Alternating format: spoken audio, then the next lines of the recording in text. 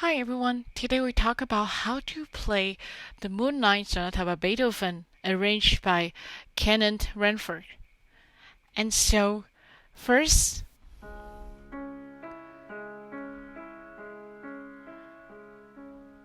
so to start, first you have to understand what is a triplet.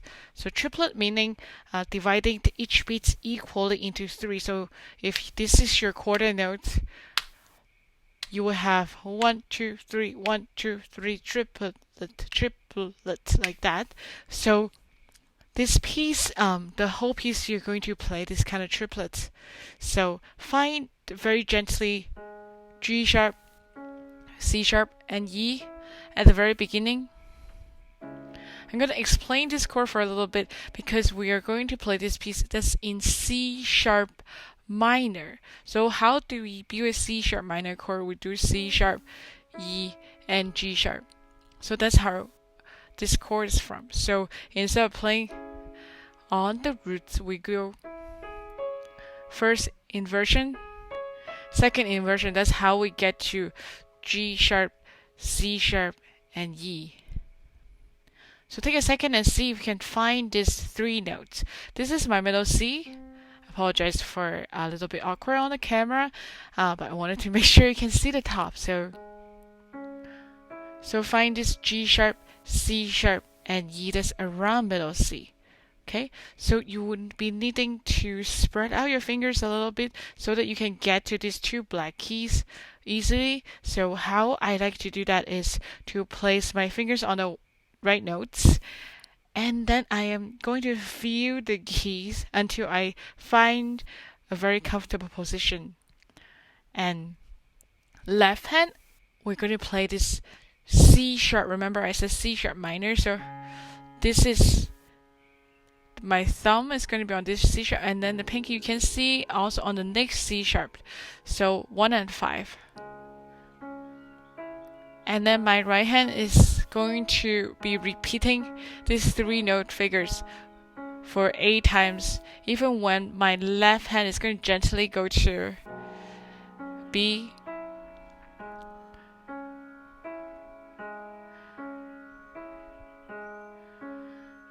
and then next my right hand is only move one note, which is G sharp on the bottom. With my thumb, I'm going to slide up to just one note from G sharp to A, and the top stays the same. And then my left hand is also going to move to A octaves.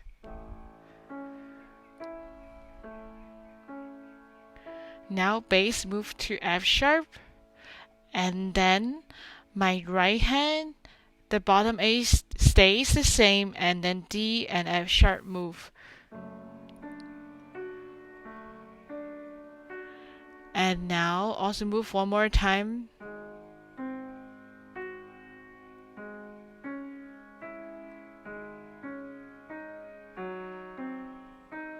And then back to C sharp.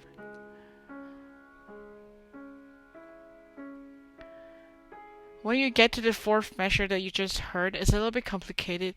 So as you can notice, I like to think about voice leading, which meaning there are three notes, right? So G sharp stays 3 times the same, and then it goes to F sharp, and then it goes to E.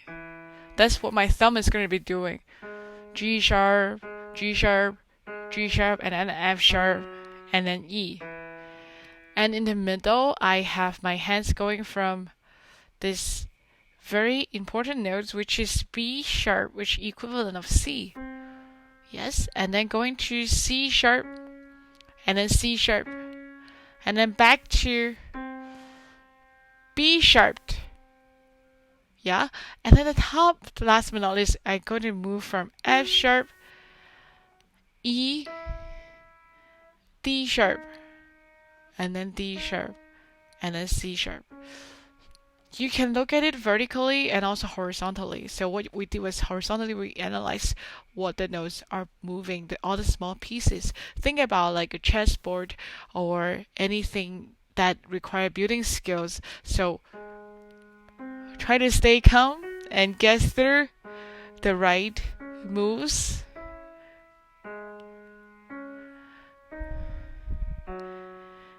There you go. And then that you get through the most change of the whole piece. So the fifth measure, as you heard, that's sort of an arpeggio, or you can call this sort of an arpeggio way to play all the chords. And then when you get to the fourth beat, our left hand is going to take over and start the triplet figures on this C sharp, E, and G sharp.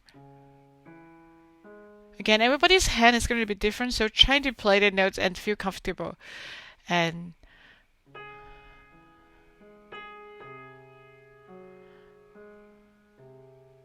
now my left hand is on this B sharp, F sharp, and G sharp. And back to C sharp minor. And change just the top part to C sharp, F sharp, and A. And then change to this chord, which is B, E, G sharp. Take a second and then keep going to B, D sharp, A. And then back to E. At the beginning, you're going to analyze and feel comfortable with the left hand first. So for the left hands, I want to tell you a trick. So you would be very safe if you start with your pinky. A lot of people like to do 1, 2, 4, 1, 2, 3, but here I would really suggest you stick to the fingering, because with 5, 3, 1 or 5, 2, 1, there's a more chance that you will be more relaxed in that fingering when you're playing in chord position, which meaning pressing down 2 to 3 or 4 notes at the same time. So now I'm already at measure 9. If you can recognize that we're now changing from C sharp minor to E major already, then you know that E major is E, G sharp, B. So the whole measure is going to be on that chord. Now, so some of you might recognize this is a very common chord change going from 1 to 5, 7. So you don't have to know that, but then you just know that your bottom note is shifting just by a half step, and the middle note shifting up by a half step, and then top note stays the same. Okay? And just trying to feel comfortable in that position.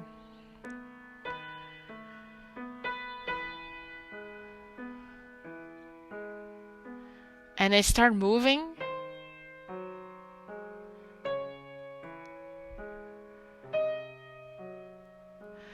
As you can see, that I like to talk about voice leading, which meaning where that those is leading to E, D sharp, C sharp, and B sharp. So as long as you grab those very important notes at the beginning of each beat, then it will be easier to navigate. Yeah, and then you practice with the inner notes.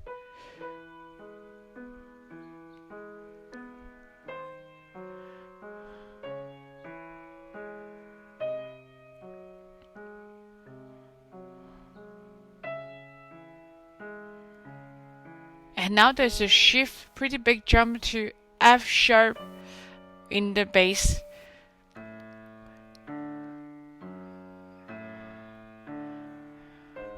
And then G sharp. And then back to C sharp.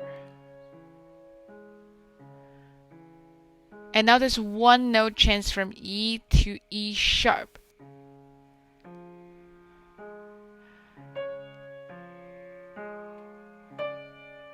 and then keep going to C, F sharp, A, and back to C sharp major. Remember, all the accent notes, they carry through the whole measures.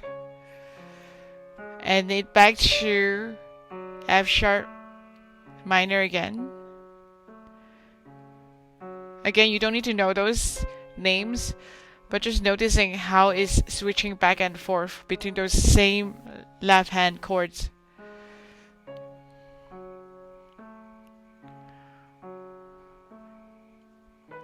Each note trying to relax after you press it down.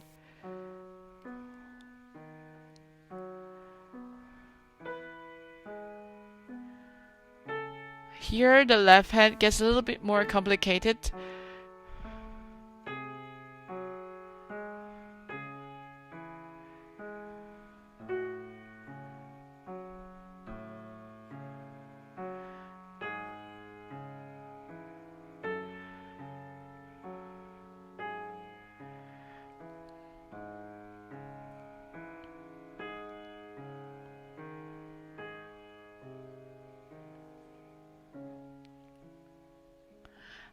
Okay, now we're going to the end of the piece, but before I hop to the end, I wanted to explain that a lot of chords, they are made up of a third and then a fourth, for example, or between a third and another third.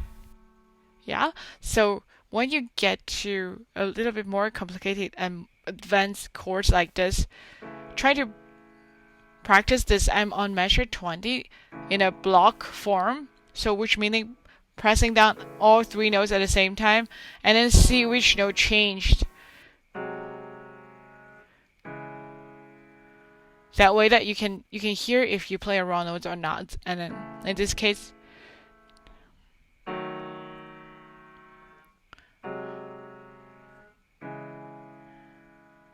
so I would say that practice measure 20 and practice measure 4, those are the places that has most changes in terms of harmony. Okay, now that gets us to the very end, which is measure 23. So my left hand is going to start on this C sharp minor chords, and then my right hand is going to take over. And then left hand is going to play the theme one more time.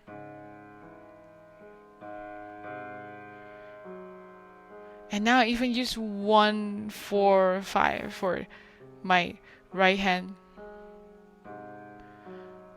And it switched back to C sharp minor, C sharp E, G sharp.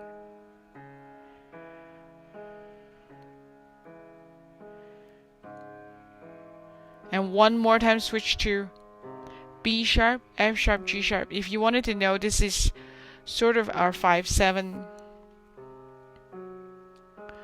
And then 5/1 is very famous for going home. And now we're going to do this arpeggio all the way and end it on this C sharp. How do we do the arpeggio? So it's the same 3 notes played over 4 octaves. So I'm going to use the fingering that the book offers, which is 2, 1, 2, and then 4, 1, 2, 4, 1, 2, 4, 1, 2, 4. So you can practice a couple of times. So basically, it is stretching our hand a little bit, and then once you get over here, you're going to tuck it in underneath. So 4, 1, 2, 4, 1, 2, 4, 1, 2, 4. So hope you enjoyed that. So here's the whole piece. Again, this is arrangement of the original piece, so it might sound a little bit different, but this way that we can play all the pieces that we like. So hope you enjoy.